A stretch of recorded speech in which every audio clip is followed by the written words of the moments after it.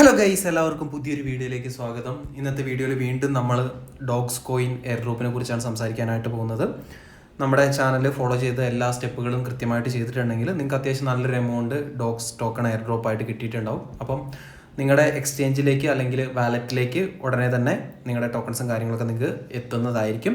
ബിഗ്ഗറ്റ് യൂസേഴ്സിന് already അവരുടെ ടോക്കൺസും കാര്യങ്ങളൊക്കെ കിട്ടി തുടങ്ങിയിട്ടുണ്ട്. അതൊക്കെ നമ്മൾ ടെലഗ്രാമിൽ ഇട്ടിട്ടുണ്ടായിരുന്നു. അപ്പോൾ ഇന്നത്തെ വീഡിയോയിൽ നമ്മൾ ഡിസ്കസ് ചെയ്യാനായിട്ട് പോകുന്നത് കുറേയധികം ആളുകൾക്കുള്ള സംശയമാണ്. നമ്മൾ ഈ ഒരു എയർ ഡ്രോപ്പ് കിട്ടുന്ന സമയത്ത് ഫസ്റ്റ് തന്നെ സെല്ല് ചെയ്തിട്ട് പ്രോഫിറ്റ് മൊത്തം എടുക്കണോ, അല്ലെങ്കിൽ ലോങ് ടൈമിലേക്ക് ഇത് ഹോൾഡ് ചെയ്യുവാണെങ്കിൽ നമുക്ക് ബെനിഫിറ്റ്സും കാര്യങ്ങളൊക്കെ ഉണ്ടാകുമോ എന്നാണ് ഇന്നത്തെ വീഡിയോയിൽ ഡിസ്കസ് ചെയ്യാനായിട്ട് പോകുന്നത്. അപ്പോൾ എപ്പോഴും പറയുന്ന പോലെ തന്നെ ചാനൽ സബ്സ്ക്രൈബ് ചെയ്യാതെ വീഡിയോ കാണുന്ന ആളുകളുണ്ടെങ്കിൽ തീർച്ചയായിട്ടും ചാനൽ സബ്സ്ക്രൈബ് ചെയ്യുക. അതുപോലെ തന്നെ ലൈക്ക് ചെയ്ത് സപ്പോർട്ട് ചെയ്യാനായിട്ട് മറക്കാതിരിക്കുക. നമ്മൾ ഇന്നത്തെ വീഡിയോയ്ക്ക് വെക്കുന്ന ലൈക്ക് ടാർഗറ്റ് ഒരു 500 ലൈക്സ് ആണ്. അപ്പം സമയം വൈകാതെ നമുക്ക് വീഡിയോൻ്റെ ബാക്കി കാര്യങ്ങളിലേക്ക് കിടക്കാം.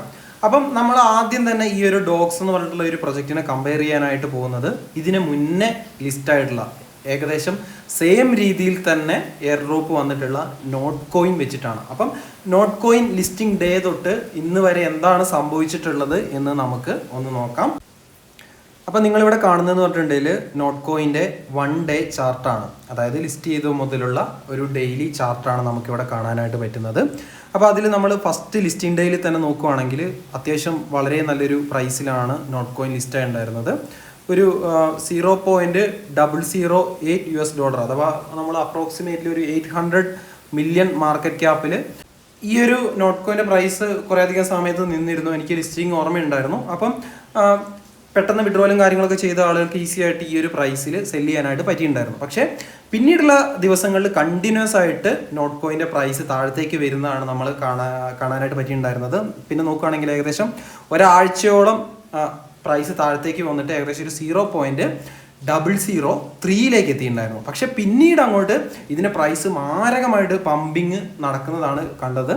ആ ഒരു 300 മില്യൺ മാർക്കറ്റ് ക്യാപ്പിൽ നിന്ന് ഏകദേശം ഒരു 2.7 ബില്യൺ മാർക്കറ്റ് ക്യാപ്പിലേക്കാണ് നോട്ട് കോയിൻ്റെ പ്രൈസ് പമ്പായത്. അതായത് ഏകദേശം 9 ഇരട്ടിയോളം നോട്ട് കോയിൻ്റെ പ്രൈസ് പമ്പായതായിട്ട് നമുക്കിവിടെ കാണാനായിട്ട് പറ്റുന്നുണ്ട്. ഞാൻ എന്തുകൊണ്ടാണ് ഈ ഒരു ചാർട്ട് എടുത്ത് നിങ്ങളെ കാണിച്ചതെന്ന് ചോദിച്ചിട്ടുണ്ടെങ്കിൽ ഈ ഒരു സെയിം സിനേരിയോ ഒരു പക്ഷേ നമുക്ക് ഡോഗ്സിൻ്റെ കാര്യത്തിലും കാണാനായിട്ട് പറ്റും. സോ ഇത് വെറും പ്രഡിക്ഷൻ മാത്രമാണ്. നിങ്ങൾ ബ്ലൈൻഡ്ലി ഇതിനെ ഫോളോ ചെയ്യരുത്.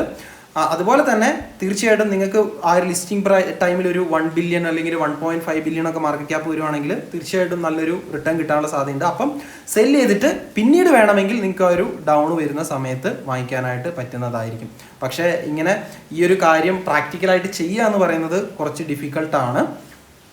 അതല്ല, നിങ്ങൾക്ക് വേണമെങ്കിൽ നിങ്ങളുടെ കയ്യിലുള്ള 50% ടോക്കൺസ് നിങ്ങളുടെ കയ്യിൽ ഹോൾഡ് ചെയ്യുകയും അതുപോലെ തന്നെ 50% വേണമെങ്കിൽ സെല്ല് ചെയ്യുകയും ചെയ്യുകയാണെങ്കിൽ ഏറ്റവും സേഫായിട്ട് നിങ്ങൾക്ക് പ്ലേ ചെയ്യാവുന്നതാണ്. കാരണം പിന്നീട് ടോക്കൺ മാരകമായിട്ട് പമ്പ് ചെയ്താലും നമുക്ക് വലിയ ഒരു നിരാശയും കാര്യങ്ങളൊന്നും വരാനുള്ള ഒരു സാധ്യത അവിടെ ഇല്ല. അതുപോലെ തന്നെ നിങ്ങൾ ഈ ഒരു ഡോഗ്സ് ടോക്കൺ സെല്ലേ ചെയ്യുന്നില്ല, അത് ഹോൾഡ് ചെയ്യുകയാണ്, ഭാവിയിൽ നല്ല രീതിയിൽ റിട്ടേൺസ് കിട്ടും എന്ന് നിങ്ങൾ എക്സ്പെക്ട് ചെയ്യുന്നുണ്ടെങ്കിൽ തീർച്ചയായിട്ടും അത് പോസിബിൾ ആണ്. കാരണം ഈ ഒരു ടോക്കണ് ടെലഗ്രാമിൻ്റെ ഉള്ളിൽ തന്നെ എന്തെങ്കിലുമൊക്കെ യൂട്ടിലിറ്റിയും കാര്യങ്ങളൊക്കെ കൊണ്ടുവരികയാണെങ്കിൽ തീർച്ചയായിട്ടും വളരെ നല്ല രീതിയിലേക്ക് ഒരു പമ്പ് നമുക്ക് എക്സ്പെക്ട് ചെയ്യാനായിട്ട് പറ്റുന്നതാണ്. ടെലഗ്രാമിൻ്റെ ഫൗണ്ടറായിട്ടുള്ള പാവേൽ ദുരോവ് തന്നെ കുറേ നാളുകൾക്ക് മുന്നേയുള്ള ഒരു ചടങ്ങിൽ വെച്ചിട്ട് ഇതിൻ്റെ ഒരു സൂചന തന്നിട്ടുണ്ടായിരുന്നു. അതിൻ്റെ വീഡിയോസും കാര്യങ്ങളൊക്കെ നമ്മൾ നമ്മുടെ ടെലഗ്രാമിൽ ഓൾറെഡി ഇട്ടിട്ടുണ്ടായിരുന്നു.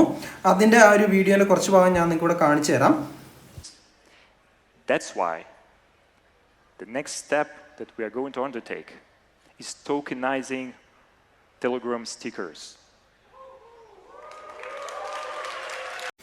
ഈ ഒരു വീഡിയോയിൽ അദ്ദേഹം ടെലഗ്രാം സ്റ്റിക്കേഴ്സിനെ ടോക്കണൈസ് ചെയ്യുന്ന കാര്യമാണ് സംസാരിച്ചിട്ടുള്ളത്. ഇപ്പം നമ്മൾ ഡോഗ്സിൻ്റെ ബോട്ട് ഓപ്പൺ ചെയ്ത് നോക്കിയിട്ടുണ്ടെങ്കിൽ അതിൻ്റെ ഏറ്റവും ടോപ്പിൽ കാണാനായിട്ട് പറ്റുന്നത് മീം സ്റ്റിക്കേഴ്സ് ആർ കമ്മിങ്.